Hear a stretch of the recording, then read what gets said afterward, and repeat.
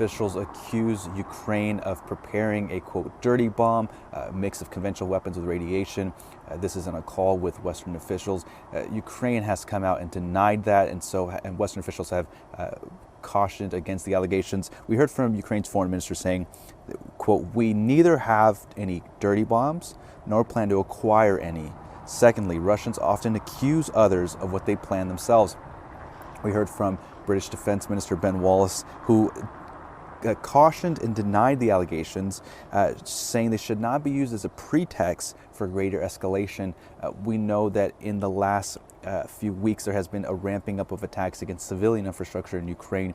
There has been blackouts across the country. 1.5 million households have been affected by these strikes on electrical substations. More than a third of them have been hit. There's 104 of them. More than a third have been hit. And the cost of that is $150 million to replace the ones that have been damaged.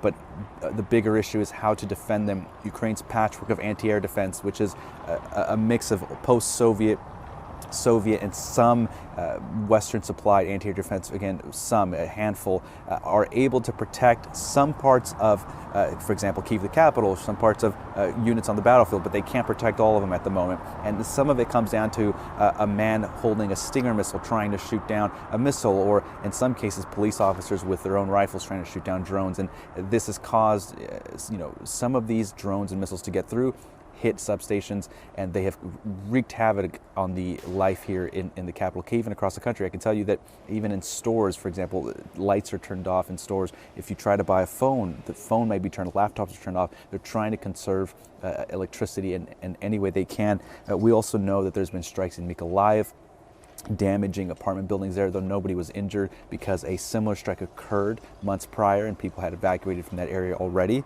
We also know that Russian-backed officials are calling for the evacuation of the city of Kherson in anticipation of Ukraine's counteroffensive getting close to the city itself. Ukraine is alleging Russia is preparing to blow up the dam there to stall their counteroffensive. Russia says Ukraine is preparing to blow up the dam.